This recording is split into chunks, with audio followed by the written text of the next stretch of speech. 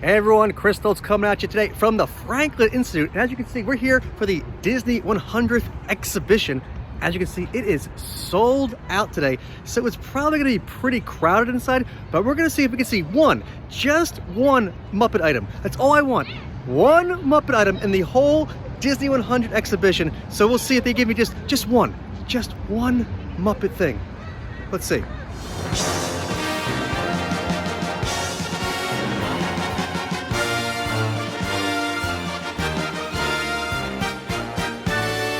All right, let's go inside. There is the man, the myth, the legend himself, Ben Franklin. He runs this place, so he's watching over to make sure everyone behaves. We're here by my friend Jill and Kevin. Say hi, everybody. Hi. Ben Franklin's watching. He's watching, so behave, you two. Behave. What you see here are the old IMAX platters from the old IMAX actual film system that they used to have here. Now, of course, well, they haven't updated the digital yet. They're not quite sure what they're doing, but it's still really cool to see all the old equipment that used to be able to run an IMAX system. All the different levels of film. Just really, really impressive stuff. Sadly, old technology that is not used anymore. Here's the projection. So, playback source, reproduction, Omnimax soundtracks, playback source.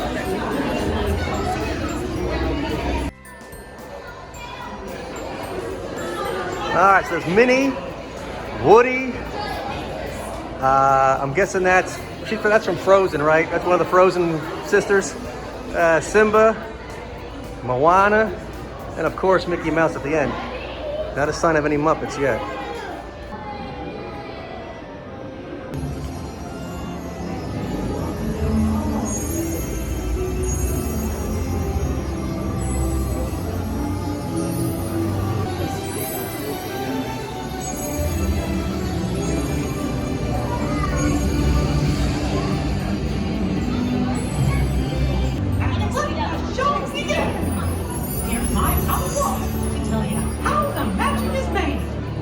There's a lot of satisfaction in developing ideas into reality. When we consider a new project, we really study it. Not just the surface idea, but everything about it. And when we go into that new project, we believe in it all the way. We have confidence in our ability to do it right, and we work hard to do the best possible job. There's really no secret about our approach. We keep moving forward, opening up new doors, doing new things, because we're curious. And curiosity keeps leading us down new paths. We're always exploring and experimenting. Everybody ready? And off with the show! Of course, we all know it all began with a mouse. Well, technically Oswald, but the story of Disney itself really begins with Mickey Mouse taking control of his own characters. You know, the Alice cartoons had Alice interacting with animated characters, which was a big deal back in the day. Here we see one of the Laugh-O-Gram bullhorns.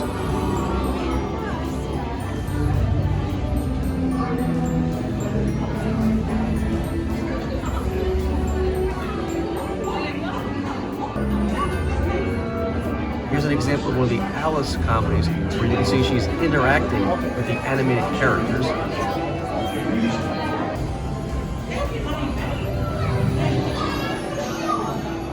Here we see pictures of Walt's early life as a child and his family life growing up.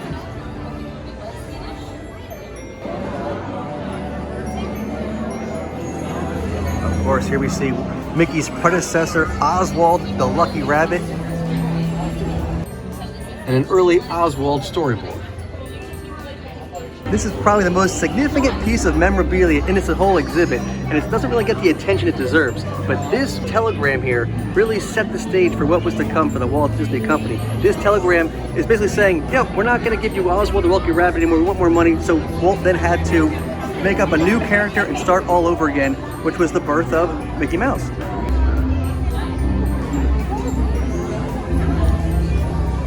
Here we see a storyboard for the Mickey Mouse short Steamboat Willie that introduced Mickey Mouse to the world.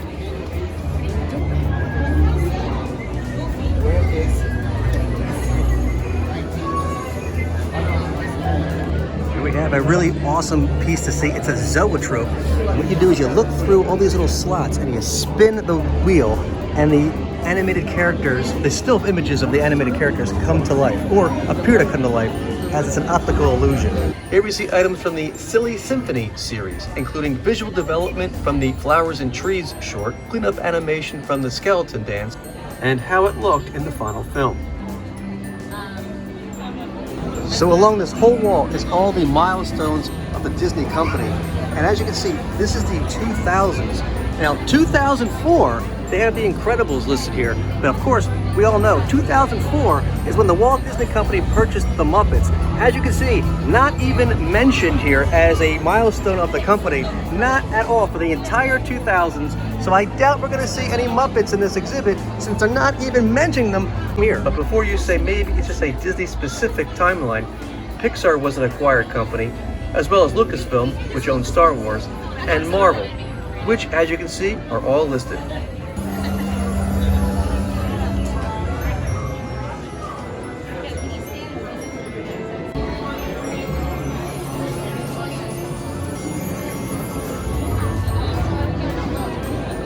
Here we have the original prop book from Snow White, as well as some original artwork from the film. Oh, look, we have our first puppet. It's not a Muppet, and it's Pinocchio. And boy, I'm not lying about it, because if I was, my nose would grow 3 sizes, and it's still just as big as it always is. Here we see the massive artwork used for the tracking shot in Pinocchio, which was state-of-the-art for the time. I'm impressed at how much larger Sleeping Beauty's book is to Snow White's. This is a much larger volume and tome than Snow White. So, wow, I mean, look at the intricate detail of all the little jewels and everything that's in there. That is just really neat. So they have a recreation of the book itself here, and as you turn the page here in the book, it actually affects the screen up here and actually animates to the story below.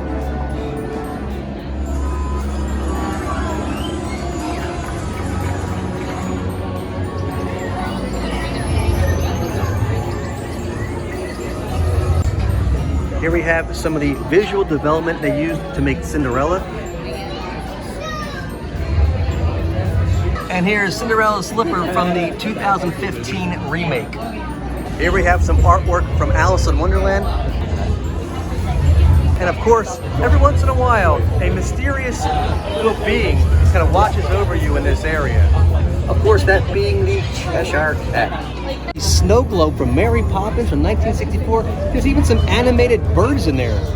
And here we have Mary Poppins's carousel horse. That is in great condition. I want to take that thing for an animated spin.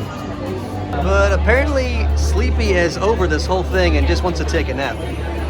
This is where stories come to life. You can go in this screen down here, pick a story, and it'll come up on these screens and be brought to life. Much like Disney animation. Robin Hood was always one of my favorites growing up. Not the best animated example of Disney animation, but the characters were just so cool. So here you can see some character development for the movie. Oh, silly old bear. We have the new Winnie the Pooh from Christopher Robin. I kind of want to see the old Winnie the Pooh though. I kind of like the old Pooh. Oh bother. So here we have Lumiere and Cogsworth from the live action, major air quotes on that, live action Beauty and the Beast remake. Here we have some visual development for the Princess and the Frog. I love the Art Deco styling on this, and some visual development for Frozen as well. And I like how this piece kind of reminds me of the Mary Blair, like old style Disney stuff from the 60s. It's really well done. I wish more of that had made it into the final film. One of my favorite, more recent Disney animated features was Tangled. And here you can see some of the visual development from that film as well. The illusion of life, because all this stuff is fake. It's all just single images that make your eye think they come to life. It's just amazing. It's the illusion of life. For more Disney magic, the films and shows presented here can be found on Disney+, Hulu, and a variety of other streaming and home entertainment formats. Again, no Muppets listed. Did you know that colors make the characters? A specific color palette for the characters in their costumes is carefully developed by the film's designers. Flip the color panels to discover the characters represented by these colors. right, so let's see. Which colors make the character? Who do you think this one is? Let's see. It's green. Maybe Robin Hood? Ah, no. Peter Pan. All right. What do we got? What do you got down there? What's this one? Let's flip it up. Let's see. We got Stitch. All right, that's cool. What is this one over here? There's Robin Hood. He's my jam, man. I like him. Tigger. Ralph. He's gonna wreck it. Judy Hopps from Zootopia. That's really cool. Here's a great Walt Disney quote. Until a character becomes a personality, it cannot be believed. Here we have a whole case of maquettes. Of course, there's Goofy and Pocahontas. Here characters like Turning Red and the Hunchback of Notre Dame. And Frozone from The Incredibles. Donald Duck, Pete the Dragon. And look at that, Judge Doom. That is really neat.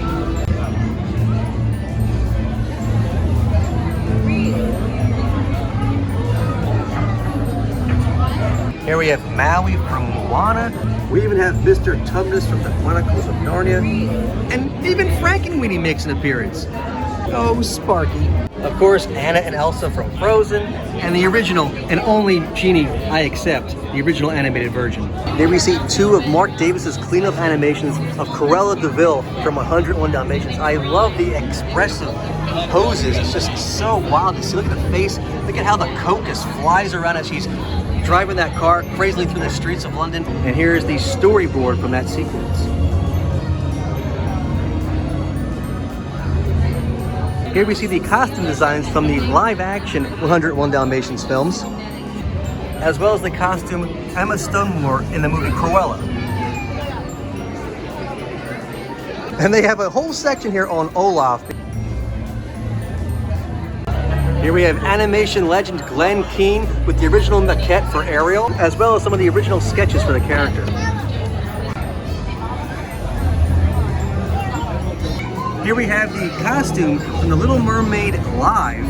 And if you know anything about puppets, there was a lot of puppets used in that production as well. One of them was performed by our good friend Rachel Herrick.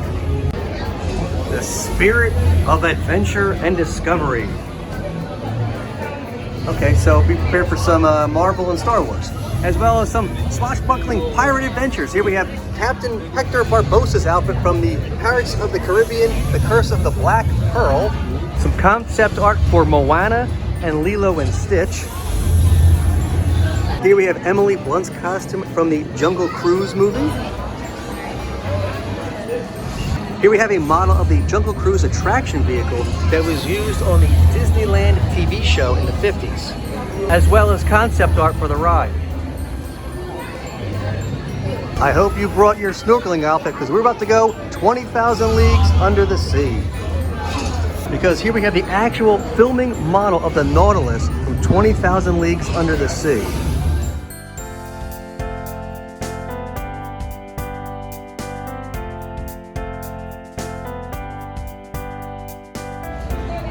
Here we see a whole section about Walt Disney's fascination with space.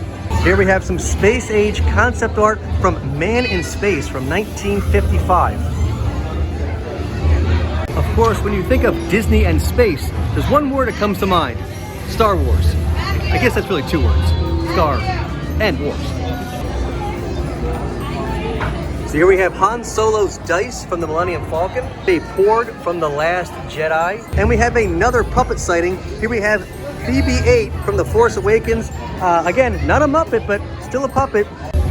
They even have a Stormtrooper from the First Order here. Watch out. And now we're in the Marvel section, and as we know, a great power must be accompanied by a great responsibility. Here we have Black Panther's costume from Marvel's The Black Panther, obviously. Look at how cool that is.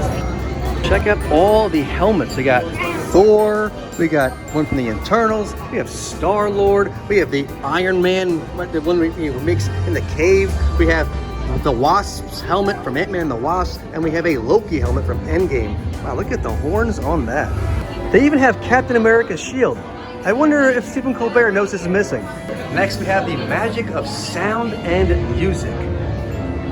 Music has always had a prominent part in all of our products from the early cartoon days. So much so, in fact, that I cannot think of the pictorial story without thinking about the complementary music which will fulfill it. One of Disney's better live-action animated hybrids was Enchanted. Here we have the outfit Amy Adams wore in the film. And of course, Amy Adams was in The Muppets, so there's a Muppet connection.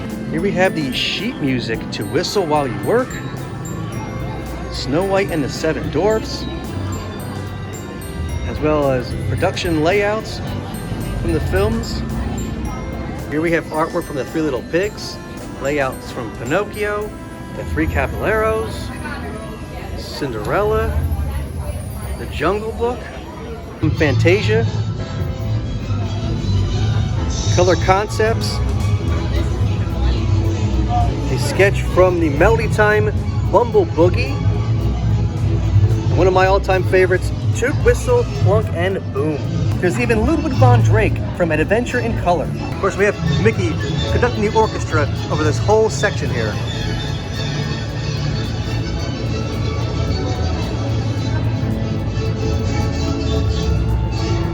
Here we have a mouse guitar from the original Mickey Mouse Club TV series. See how these sound effects were created for the cartoons, including the original whistle from Steamboat Willie. These chimes were used to create Tinkerbell's movements in Peter Pan. They used this glass bottle to create the mining effect of mining the diamonds from Snow White and the Seven Dwarfs. They used brake drums to create the bells from Big Ben and Peter Pan.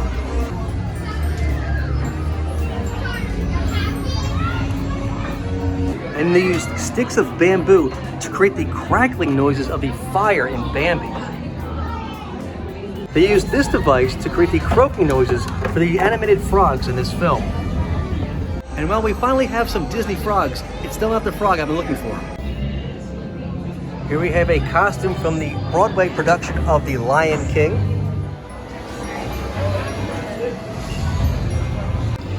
Here we have a whole section celebrating the Disney soundtracks and records over the years, including the Orange Bird, the Enchanted Tiki Room, the Black Hole, the Tron Book and Record Set, the soundtrack to Who Framed Roger Rabbit, Mickey Mouse Disco, America Sings, the Country Bear Jamboree, Mickey Mousercise, the Epcot Center soundtrack, one of my personal favorites, the Disney Afternoon, and many, many more. Again, not a single Muppet album is represented, even though there are duplicates of a few of these, like Tron and a few others. You could easily have put a Muppet album in here. Like Johnny Fedora and Alice Bluebonnet, here's Tron, the Three Little Pigs, the Mickey Mouse March are all represented multiple times on this wall.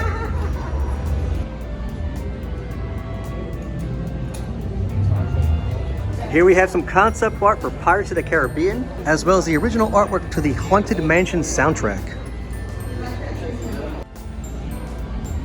But that's not all, because the exhibit continues. Maybe there'll actually be some Muppets, though I'm not holding my breath. So here we have the world around us.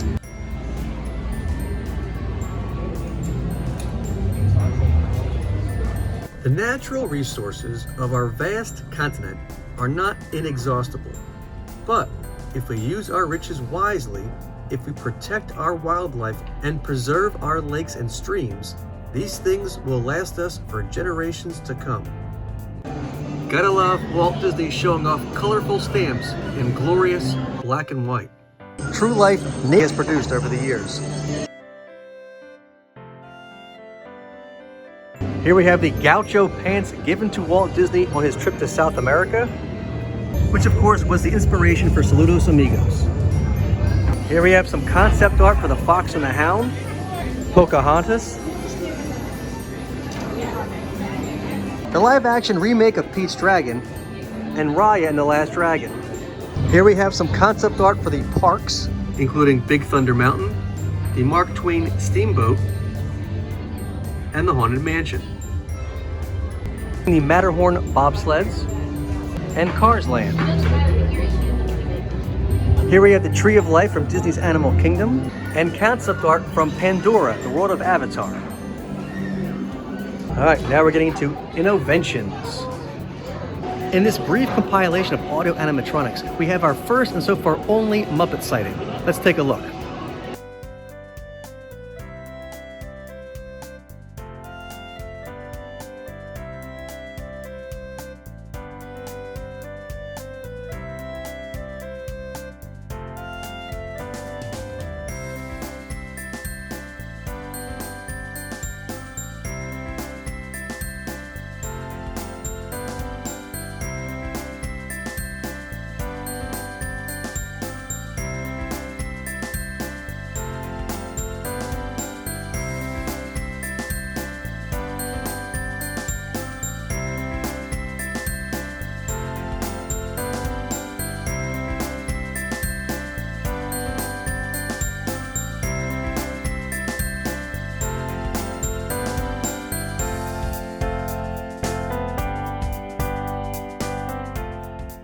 Did you spot them? Yes. Bunsen and Beaker in the contraption they used to drive around Epcot. Okay, we got some Muppets. I'm getting happier. And here's the equipment actually used to run some of the audio animatronics.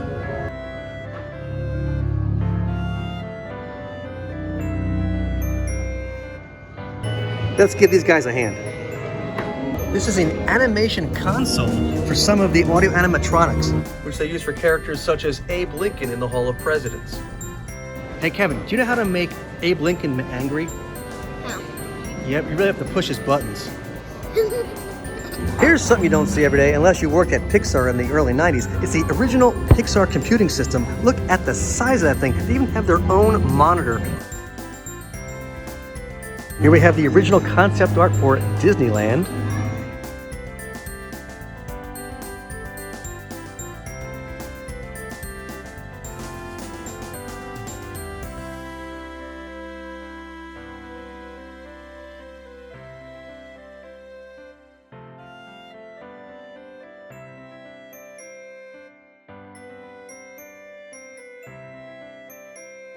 Here we have some more concept art for Tron, Soaring, Monorail, and the ride for 20,000 Leagues Under the Sea. Here's all the different effects it takes to bring Star Wars to life.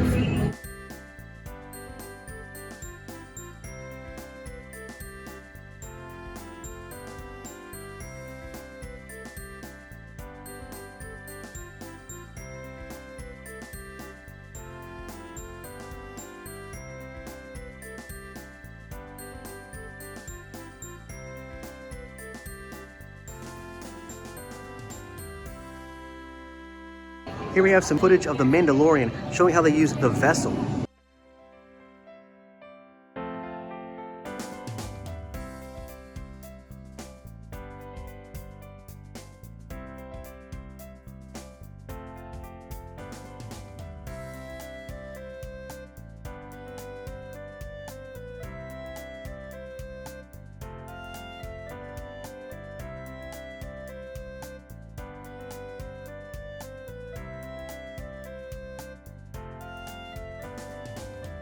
Here's a 1/8 scale replica of the multi-plane camera. So you put the camera there and you have all these multiple planes here to give depth to what is basically a two-dimensional image, which was cutting-edge technology at the time.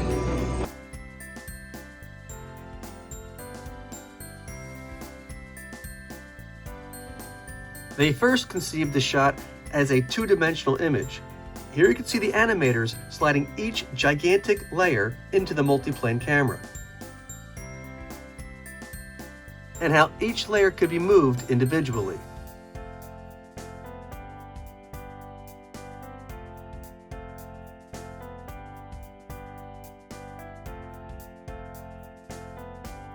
Here's how the multi-plane camera was used in Bambi.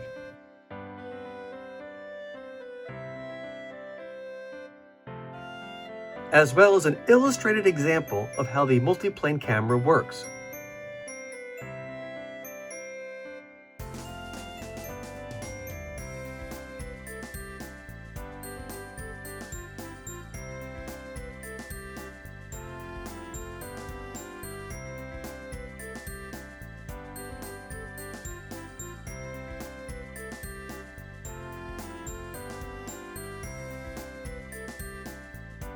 And now the reconceived shot from the old mill that has now been transformed into a much more lifelike dimensional image by using the multiplane camera. Next up is Your Disney World. Here we have one of the original Matterhorn bobsleds.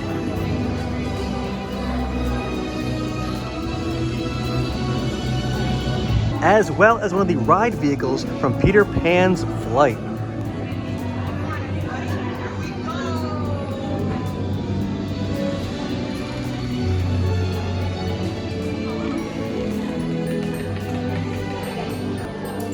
Here we have some concept art for the park, including Main Street USA, and a draft of the entrance plaque text.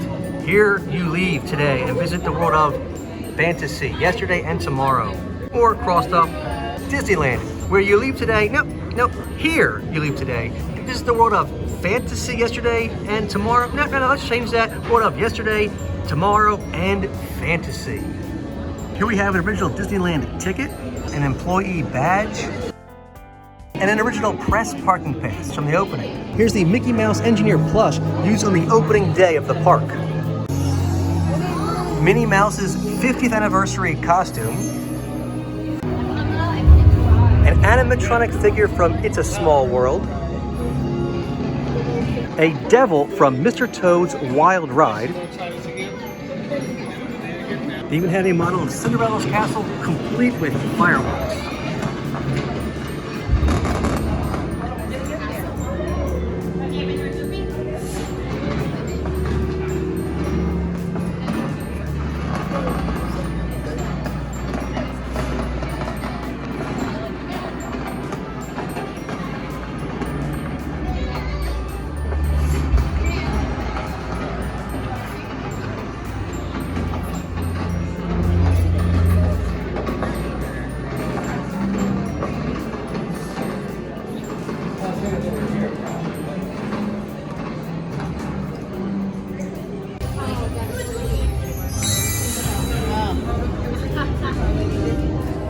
It is my wish to delight all members of the family, young and old, parent and child, in the kind of entertainment my associates and I turn out.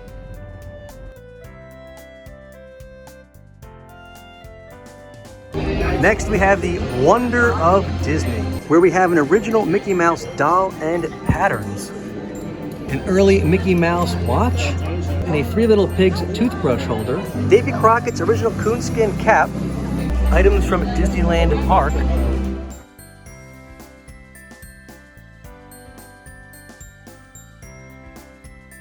a Pooh for President hat. Here we have the book from Hocus Pocus.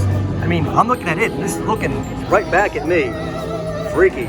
Some of the Dharma Initiative leftovers from Lost, and a look into the future as we are just getting started. Because it seems to me that we have a lot of story yet to tell. A preview of the new live-action Little Mermaid. Captain Marvel's outfit.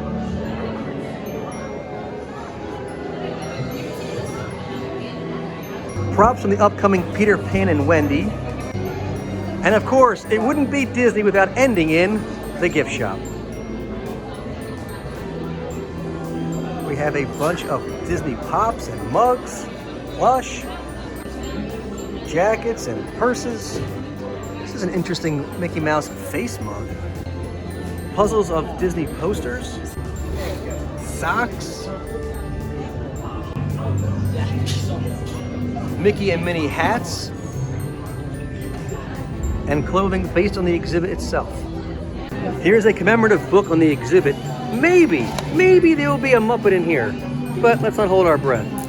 They have a copy of Disney's Art of Animation from Mickey Mouse Hercules. Yes, this is a vintage book, but they're asking $400 for this book. Wow, good thing I have my copy at home. Here's a whole section of Marvel and Star Wars items, where you too can become the Mandalorian and Grogu. You can buy posters of the exhibit posters, as well as pins, keychains and magnets, and Princess Plush. The exhibit shirts are really nicely done. Okay, so that's gonna do it for the exhibit. We saw one Muppet, well, I guess two, Bunsen and Beaker. That counts as two Muppets. I'm gonna give Disney the benefit of the doubt and give them two Muppets for that.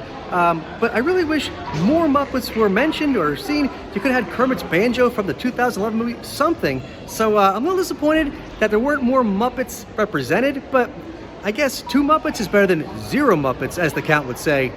Ah.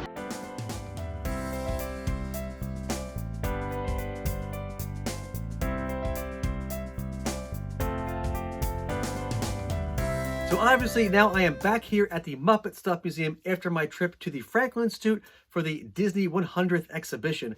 Now I gotta say, while the exhibition as a whole was really cool, there's some really neat Disney memorabilia, as well as a whole section where you can learn about Disney innovations such as the multi-plane camera and audio animatronics, which of course was the only place we saw even a glimpse of the Muppets, that of course being Bunsen and Beaker's Muppet Mobile that traveled around Epcot for a couple of years. But that small clip was the only Muppet reference in the entire exhibit. So Disney, let's have a chat. Do you really not want to promote the Muppets? I mean, let's just be honest here. Of course, people say, well, they're just focusing primarily on Disney-owned properties. Well, they own Star Wars, and there was Star Wars stuff. They own Marvel, and there was Marvel stuff. They own Pixar, and there was Pixar stuff. They also own this thing called the Muppets, but they really weren't part of the exhibit. They weren't in the timelines, no video clips from the movies, and I'm talking even the Disney-produced movies and specials. They made a massive hit movie in 2011 called The Muppets. They made Muppets Most Wanted, a direct sequel to that only a few years later. Muppets Haunted Mansion was a pretty big hit as well, so I'm just not quite sure what Disney's deal is. I'm not even asking for a whole section of the exhibit to be on the Muppets, although that would be awesome. I'm just talking about maybe Kermit's tuxedo or Kermit's banjo, something like that. They don't need to have a whole big thing, but something other than a small clip really would have been appreciated. And with that rant out of the way, please be sure to like and subscribe. Please leave a comment down below and let me know what your favorite item from this video was. Please be sure to follow us on all our social media channels, and I'll see you next time from the MuppetStuff Museum.